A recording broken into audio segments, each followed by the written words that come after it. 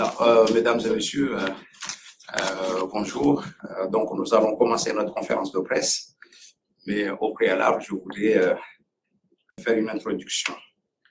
Alors, d'abord, merci beaucoup de votre présence.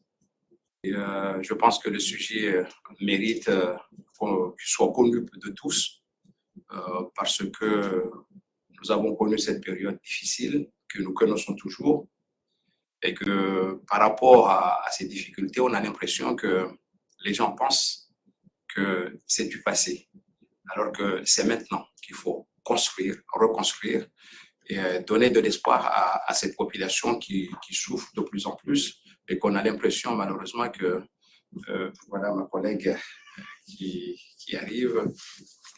Voilà. Alors, je regrette que depuis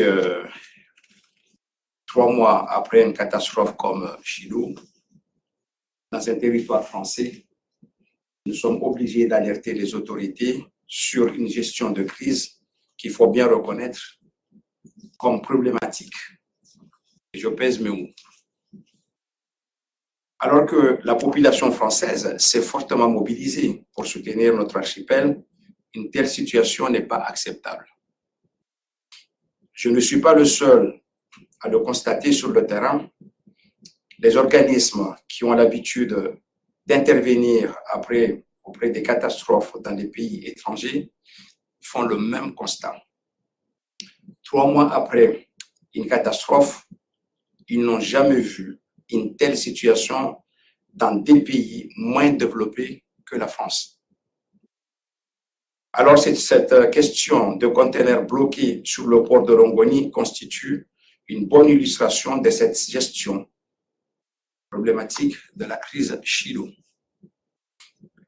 Le témoignage de ma collègue, qui va venir tout à l'heure, et des associations que nous avons invitées sont là pour montrer aussi ce véritable élan de solidarité et de générosité de la population.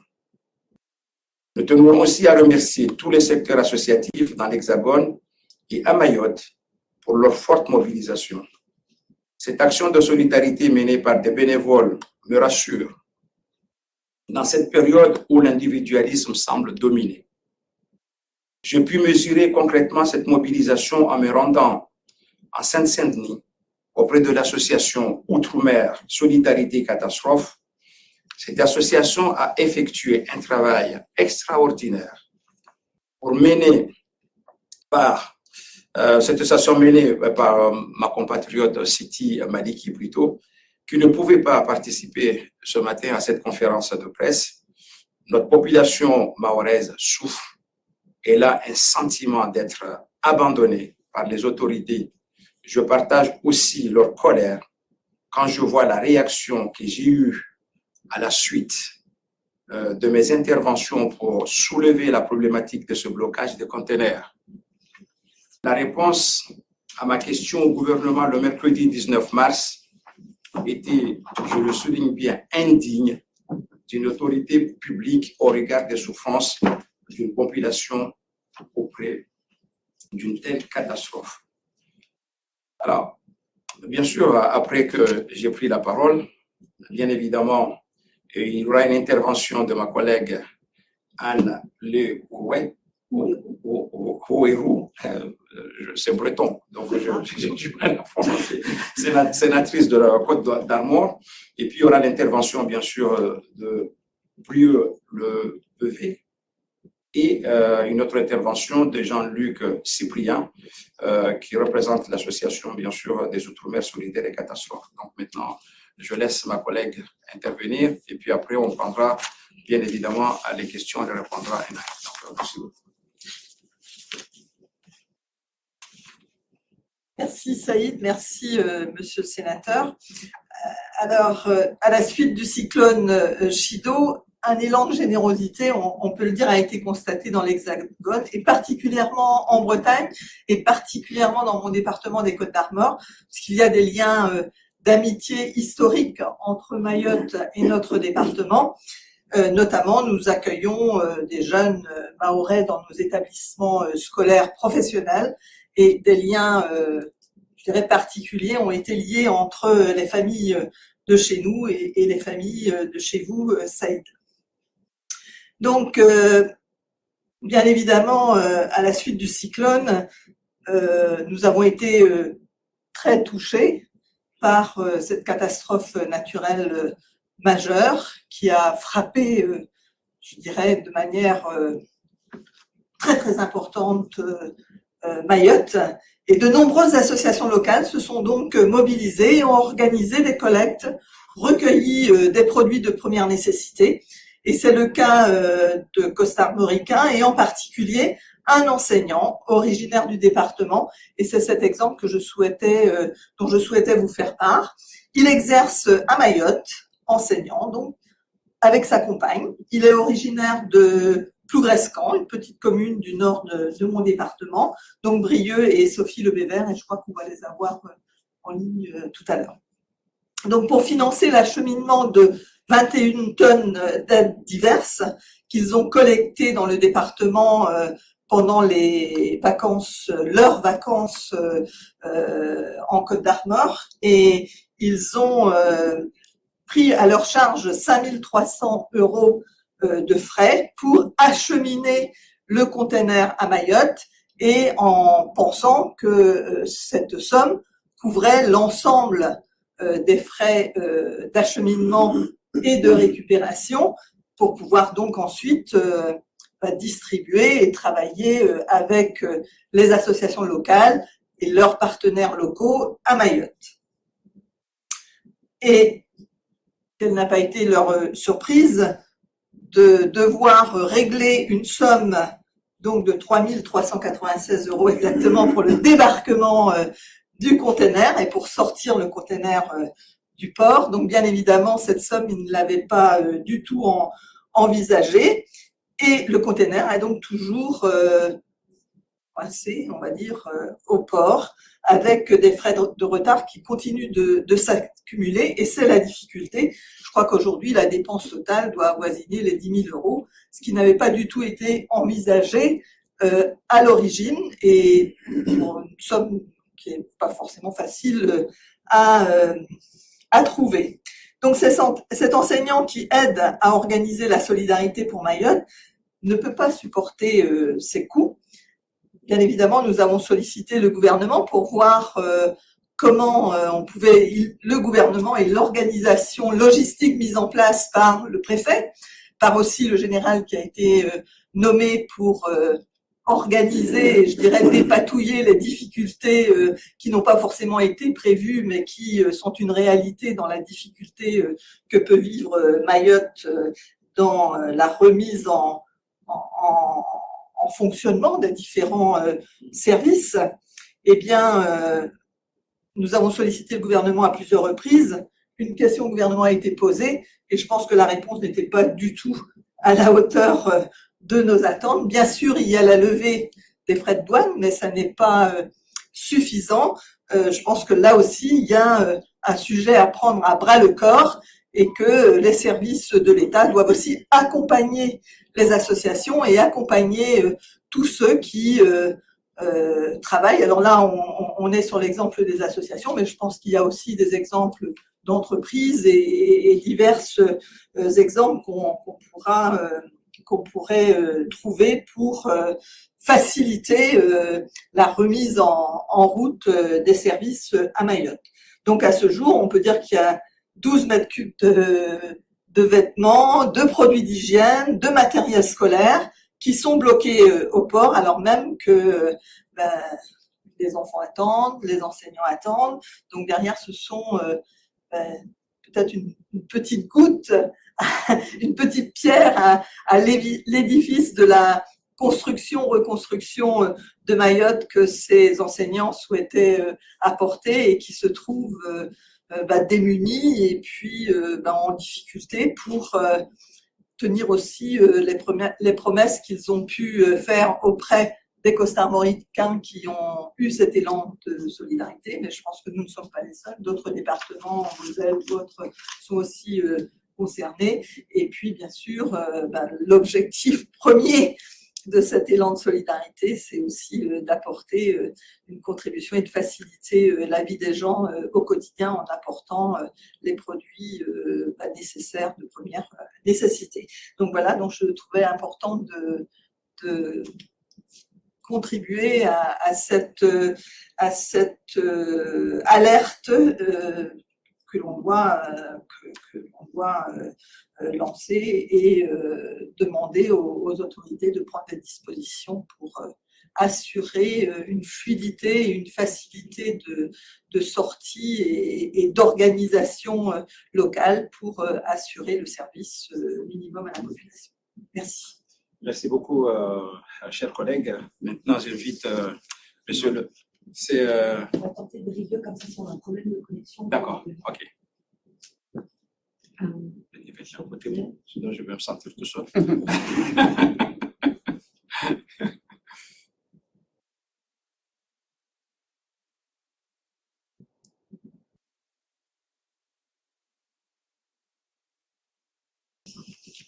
Vous m'entendez?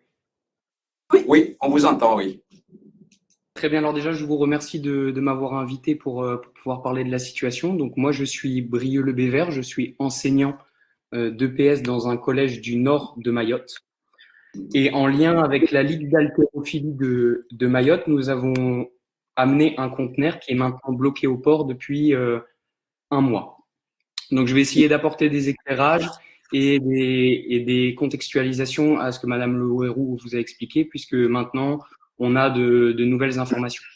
Donc en fait, nous, à la base, on est un collectif de professeurs d'éducation physique et sportive de Lille, et nous avons mis en relation avec la Ligue d'haltérophilie de Mayotte de nombreuses collectes de vêtements et de produits d'hygiène à destination de nos élèves dans nos établissements scolaires.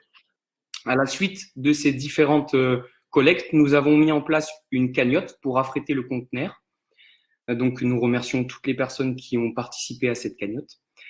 Et tout cet argent et toute la collecte de dons et de produits d'hygiène que nous avons pu mettre en place, on a pris contact avec un transitaire de Bordeaux pour pouvoir envoyer notre conteneur de Bordeaux jusqu'au port de Longoni. Donc, cela s'apparentait à une somme de 5 300 €.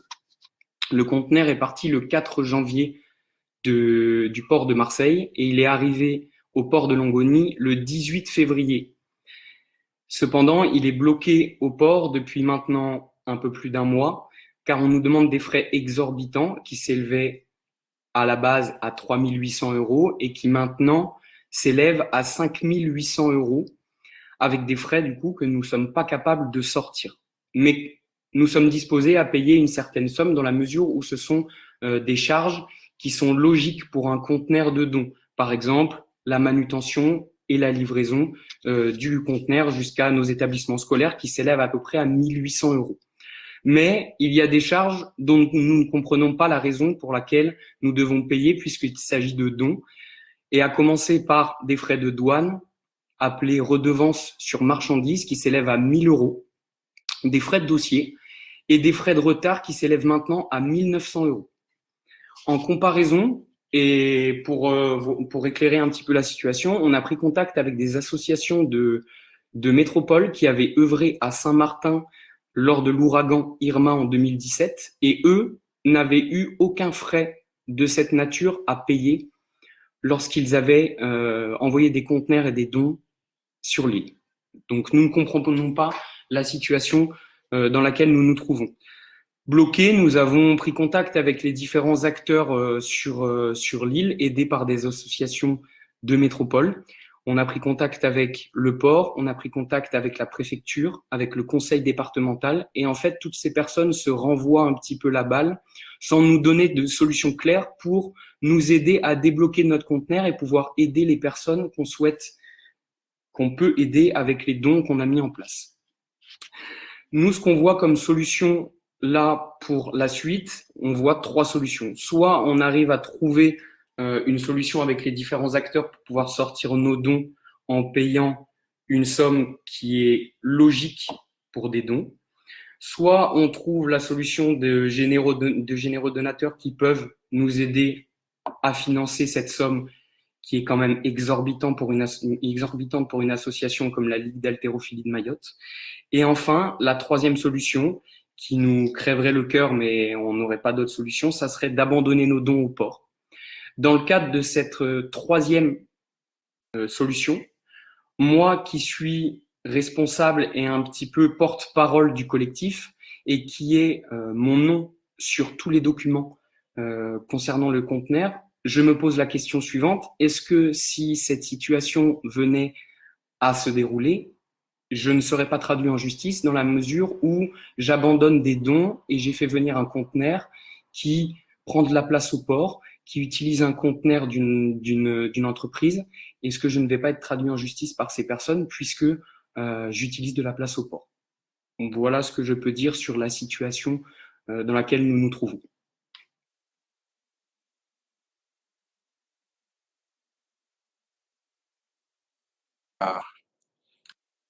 À comprendre et surtout les réponses du gouvernement sont vraiment en décalage de ce qui se vit. Et votre question vraiment mérite effectivement une réponse rapide. Parce que c'est vrai, ce côté-là, moi je ne l'avais pas vu, mais maintenant que vous le dites, effectivement, on va interroger les juristes ici pour savoir comment on peut trouver la solution. En tout cas, merci beaucoup de votre témoignage qui me touche. Moi, je serai à Mayotte la semaine prochaine.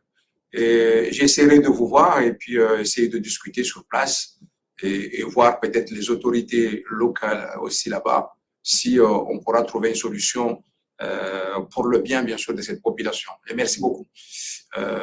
Maintenant, j'invite Monsieur le Président de l'association de Saint-Denis pour pouvoir venir nous donner son témoignage.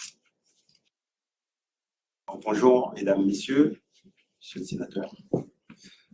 Alors, notre ONG, elle est toute jeune, mais par contre, beaucoup d'expériences qui nous ont permis de monter cette ONG il y a 2 ans. Le 14 décembre, à la survenue de ce cyclone sur Mayotte, le cyclone Chido, nous étions dans une phase importante de notre projet, mais nous n'avions pas encore travaillé sur le département de Mayotte. Nous avions déjà commencé à travailler sur la Guadeloupe, la Martinique, parce que ces territoires-là sont plus touchés de façon fréquente par ces phénomènes cycloniques. Et donc, du coup, nous nous sommes réunis en réunion de crise le 17 décembre. Et le 23 décembre, le jour du deuil national à Mayotte, nous avons décidé de lancer une collecte nationale. Voilà, c'était vous planter un peu le décor par rapport à notre ONG. Ce qu'il faut savoir aussi, c'est que nous sommes une vingtaine dans la direction de cette ONG et la plupart, nous avons une forte expérience depuis les cyclones Hugo, Irma qui a été évoqué ici. Donc voilà, nous avons l'habitude de nous organiser. Mais justement, l'idée de cette ONG, c'est d'avoir un outil pérenne, solide, pour que lorsque survient ce genre d'événement, que nous y soyons prêts. Alors, le 23 décembre 2024, notre ONG Outre-mer Solidarité Catastrophe a lancé une grande collecte nationale en faveur de Mayotte, 9 jours seulement après le passage du cyclone Chido dans ce département. À ce jour, nous avons expédié 3 conteneurs d'aide humanitaire à Mayotte, soit plus de 50 tonnes, grâce à notre partenaire AGS Transport. Un quatrième conteneur est sous le train d'être expédié à Mayotte. Alors, nous profitons de cette conférence de presse pour remercier le sénateur Oili qui soutient notre démarche, soutien matérialisé par une visite de notre site de collecte à la Bourse du Travail de Saint-Denis le 5 février 2025, puis une intervention à la tribune du Sénat le 13 février pour saluer le travail de notre ONG humanitaire, et enfin par un exposé lors de notre conférence de presse à l'Hôtel de Ville de Paris le 20 février dernier par l'intermédiaire de son attaché de presse parlementaire, M. André Dorso. Nous tenons également à remercier le président du conseil départemental avec qui nous avons signé une convention avec notre ONG le 22 janvier dernier sous la conduite de l'aide humanitaire.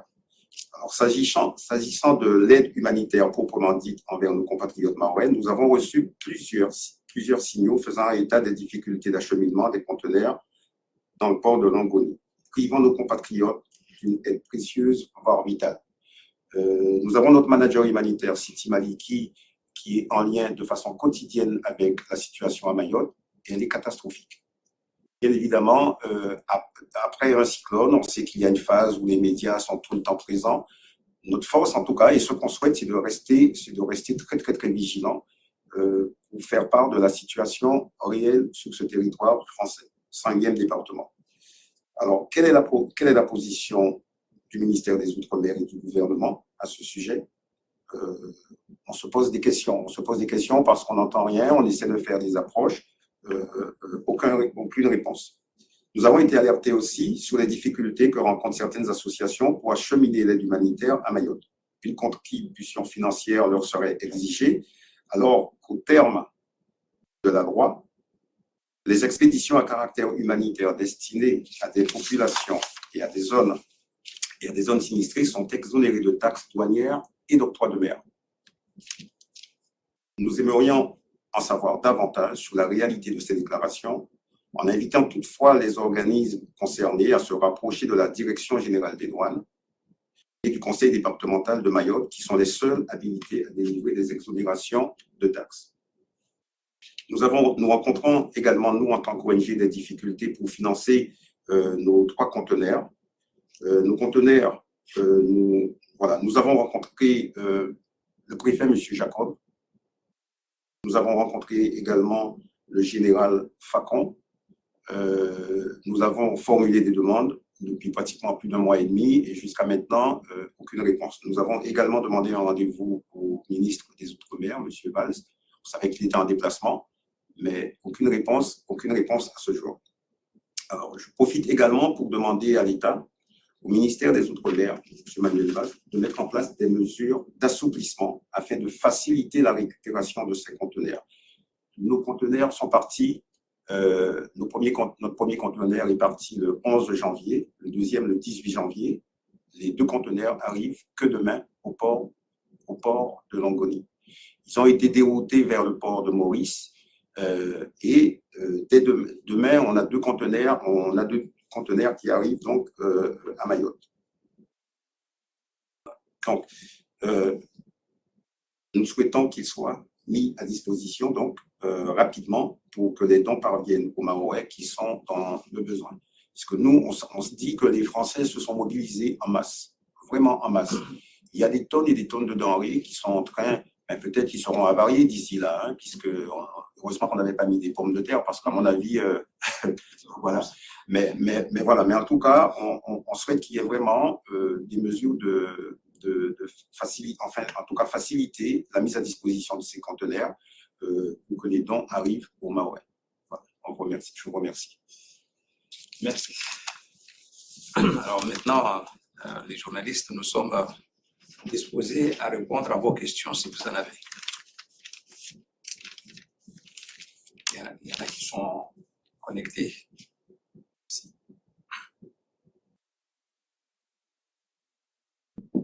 Alors, une question de Nathalie Guibert. Que contenaient les containers Outre-mer Solidarité? Combien y a-t-il de containers d'aide humanitaire au total bloqués au port? Est-ce qu'on le sait?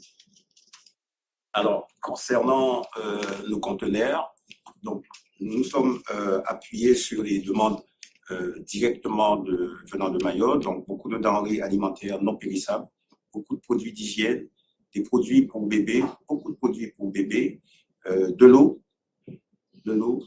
du matériel médical.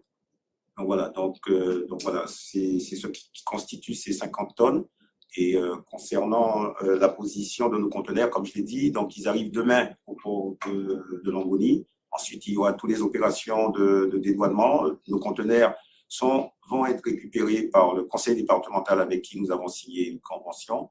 Et ensuite, nous avons un protocole de distribution que nous leur avons demandé pour pouvoir suivre la distribution des dons. Et nous avons des représentants sur place qui vont également superviser cette distribution par la suite.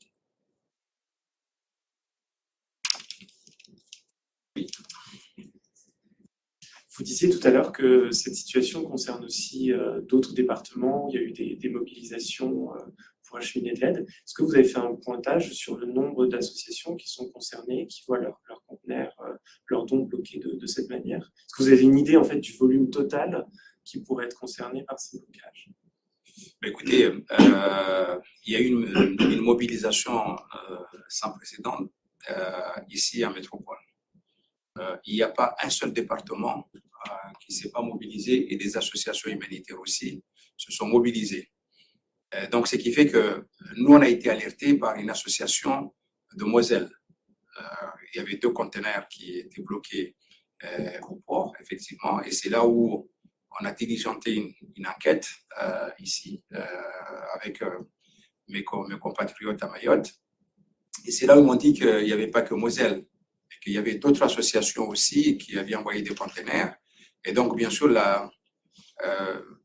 l'information est répandue au niveau national. Et tous les jours, je reçois des coups de fil des associations ici et là qui me disent, écoutez, nous, on ne sait plus quoi faire.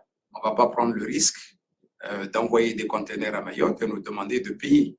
Et le professeur, là, tout à l'heure, ce qu'il a dit est vrai. Je n'avais même pas pensé à ça, que le fait qu'il garde une place à Longoni, il peut être poursuivi parce qu'il ne va pas enlever son conteneur. Donc, beaucoup d'élan ici, sauf que les gens ont peur maintenant d'expédier des conteneurs alors que la situation est de plus en plus dramatique.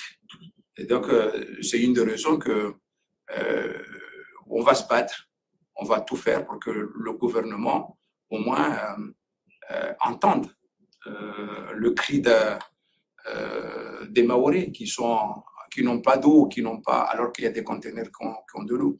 Moi, il y a des associations qui m'ont dit, on ne comprend pas que quand on envoie des dons en Ukraine, on ne demande rien. Et quand il s'agit de la France, un territoire français, et que ce sont des Français qui envoient des dons à leurs compatriotes, et c'est là où ça pose problème.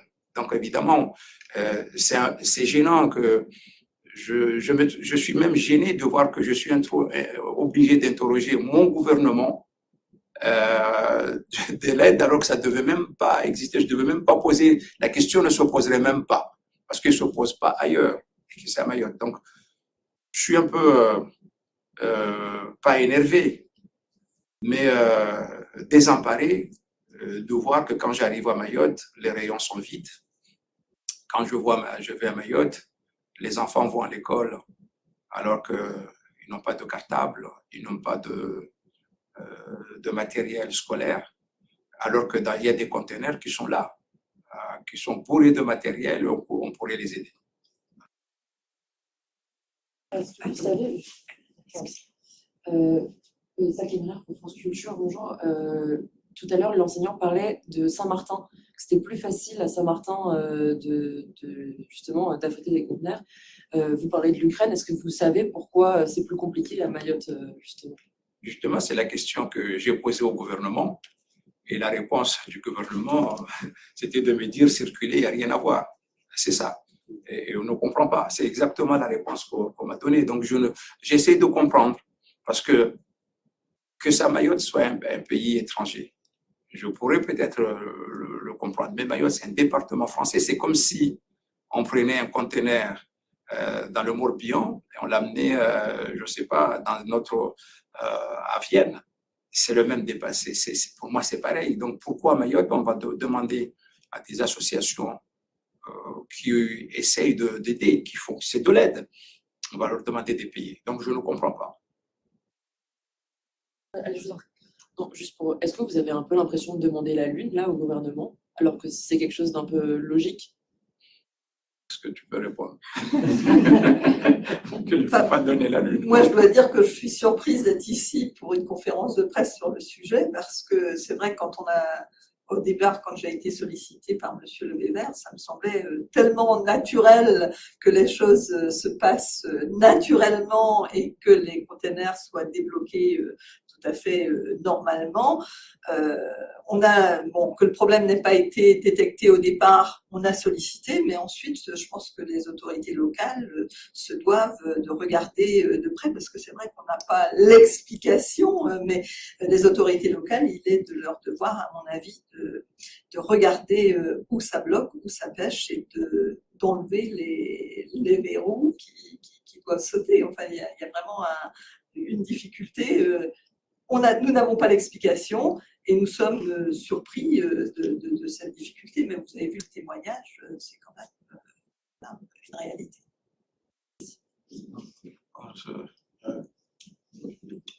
Vous savez, nous, quand on a commencé ce projet, comme je le disais, et on a reconnu, Mayotte pour nous tous, c'est loin. Et en fait, depuis que le cyclone Chido a touché Mayotte, eh bien, nous, même Guadeloupéens et Martiniquais, on se sent très proche maintenant de Mayotte parce que nous sommes confrontés à une même réalité. Le traitement est différent dans certains départements, notamment la Guadeloupe, Saint-Martin, et c'est ce qui nous... ça nous pose question aussi. Pourquoi tant de difficultés pour ce territoire, le 101e français? Donc, comme je l'ai dit, c'est au ministère des Outre-mer d'apporter des réponses, c'est au gouvernement d'apporter des réponses et de prendre leurs responsabilités. Toujours Nathalie Guibert pour Le Monde qui demande si le conseil départemental a fait le compte précis des containers qui sont bloqués, ou si c'est quelque chose qui peut être prévu d'ailleurs par le conseil départemental de Mayotte. Pour l'instant, on n'a pas le comptage exact des conteneurs qui sont là-bas, mais ce qui est certain, c'est qu'il y a beaucoup d'associations qui sont ici, qui ont des conteneurs et qui se trouvent aujourd'hui bloqués en disant, écoutez, nous, on ne va pas prendre le risque, parce que déjà les informations qu'on a là-bas ne nous rassurent pas. Ce que je sais, c'est qu'il doit y avoir aujourd'hui une dizaine de conteneurs qui sont là-bas, ce n'est pas beaucoup.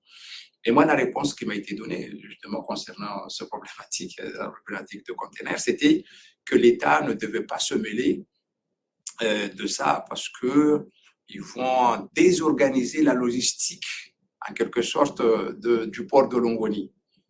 Mais désorganiser la logistique, qu'est-ce que cela veut dire? Et que ce n'est pas à l'État de faire des réquisitions des conteneurs, mais qui doit le faire? Alors qu'aujourd'hui, le préfet a tout le pouvoir, aujourd'hui à Mayotte, de mettre debout Mayotte. Donc, il suffit que le préfet donne l'autorisation à ces associations, comme disait le témoignage de tout à l'heure.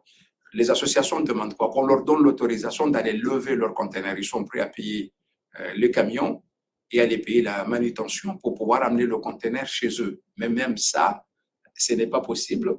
On leur demande, soit vous payez, soit on laisse le conteneur là, et bien on laisse pourrir les denrées alimentaires, alors que juste à côté, à quelques mètres de là, il y a des enfants qui n'ont pas de sac, il y a des enfants qui ne mangent pas à leur faim, il y a des gens qui n'ont pas d'eau. Et ça, cette situation, franchement, dans la France aujourd'hui, il y a beaucoup de Mahorais, effectivement, qui m'appellent, qui se sentent complètement abandonnés.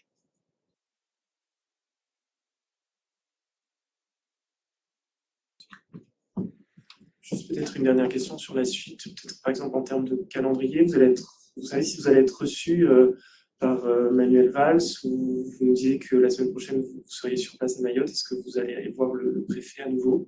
Qu'est-ce qui va se mettre en place là dans les prochains jours? Qu'est-ce que vous avez comme ressort sur la bande? Écoutez, je ne lâcherai pas, ça c'est certain. Je continuerai à me battre pour faire cette conférence de presse et je remercie sincèrement ma collègue et puis le président qui sont à côté de moi. Je ne me sens pas seul dans ce combat et je sais que beaucoup de gens justement sont très émus d'entendre ce qui se passe là-bas. Hier, on était voir des organismes qui s'occupent justement de Mayotte et qui aident les Mahorais. Eux-mêmes sont étonnés de cette situation. Ils ont dit que nous, on a été en Turquie, on a été dans des endroits où il y avait des conflits. Et on n'a jamais connu cette situation qui est à Mayotte aujourd'hui, où à 3 mois, il y a 3 mois déjà, depuis que Chido est passé, il y a certaines personnes qui n'ont pas de bâche, alors qu'il y a des associations qui ont mis des bâches dans des conteneurs pour venir aider les gens à se mettre à l'abri, tout simplement. Et les bâches sont là. Donc, on ne comprend pas. La question la plus difficile parfois dans la vie de tous les jours, c'est le pourquoi. On ne sait pas répondre, je ne sais pas.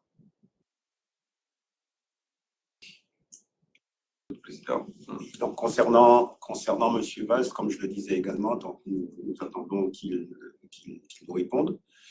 Ce qu'on tient à préciser aussi, et justement, nos départements français, ce sont les seuls de la République à être touchés par des phénomènes cycloniques.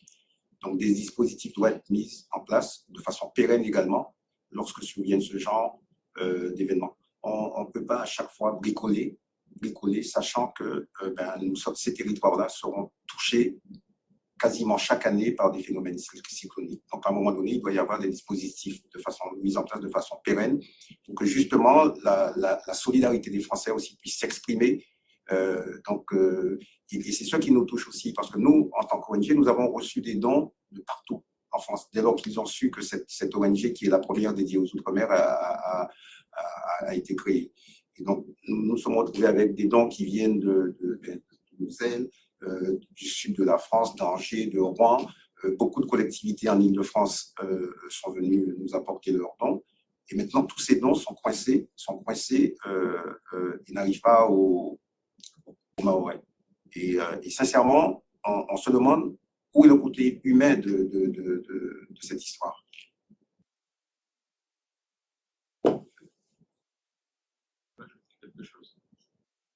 Oui, bien sûr. On peut exprimer notre solidarité et puis je pense qu'il faut qu'on continue à travailler avec le gouvernement et les services de l'État pour trouver la solution, et je reste optimiste à ce stade, mais je pense qu'on va la trouver si nous avons les bons interlocuteurs et si on arrive à identifier aussi les problèmes précis qui sont posés, on lèvera les obstacles et on y parviendra.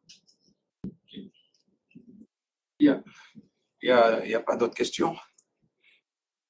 Bon, il n'y en a pas. Donc, merci beaucoup de votre présence. Et puis, j'espère que cette conférence de presse va dénouer les nœuds qui sont un peu partout et permettre à la population mahoraise d'avoir au moins de l'espoir et tenir, évidemment, se dire que bon, on va vivre, on continuera à vivre. Voilà. Mais je voudrais, c'est vrai que tenir, je dirais, le bâton qui m'a attendu concernant nos îles. Effectivement, nous avons eu Chido. 15 jours après, nous avons eu déjà un autre cyclone. Et aujourd'hui, quand on regarde les températures, de l'eau augmente beaucoup plus vite dans nos territoires d'outre-mer qu'ailleurs. C'est-à-dire que le phénomène comme Chido peut intervenir à Mayotte comme ça peut intervenir à La Réunion, comme on a vu à La Réunion aussi. Ce qui s'est passé, ça veut dire que ce sont des phénomènes qui vont se répéter dans l'avenir à cause du réchauffement climatique. Faut-il croiser les bras et attendre et être toujours en réaction ou bien il faut agir de maintenant pour apporter des solutions pérennes sur nos territoires. À Mayotte, évidemment, nous sommes une île, nous sommes loin et à chaque fois, nous dépendons de l'extérieur. On n'a pas les instruments ni le matériel nécessaire sur place pour pouvoir sauver des vies humaines. C'est une des raisons, et j'en profite de le dire, j'ai demandé une commission d'enquête. Je ne peux pas lâcher. Et cette commission d'enquête n'est pas une commission d'enquête à charge, mais c'est une commission d'enquête de prévention. C'est-à-dire, aujourd'hui, il faut absolument que les gens comprennent qu'on ne peut pas rester à l'état et qu'il faut évoluer. Se dire que, et si demain, nous avons un tel cyclone, est-ce qu'on est préparé pour répondre tout de suite aux besoins de la population et se dire qu'est-ce qui n'a pas été fait, et c'est ça là, notre commission d'enquête. Et qu'est-ce qu'on doit faire maintenant? C'est tout ce que nous demandons, et que si on ne répond pas, et que si on ne fait rien, comme les mêmes causes produisent les mêmes effets, eh bien, si l'année prochaine il y a un autre cyclone à Mayotte ou ailleurs, eh bien, on reviendra encore faire une autre conférence de presse et qu'on continuera à parler sans rien. Donc, j'espère que ceux qui nous écoutent, et j'espère que notre gouvernement, enfin, va se dire que nous vivons dans des îles très vulnérables sur des catastrophes naturelles. Donc, merci et merci beaucoup de votre présence et merci beaucoup de votre écoute. Merci.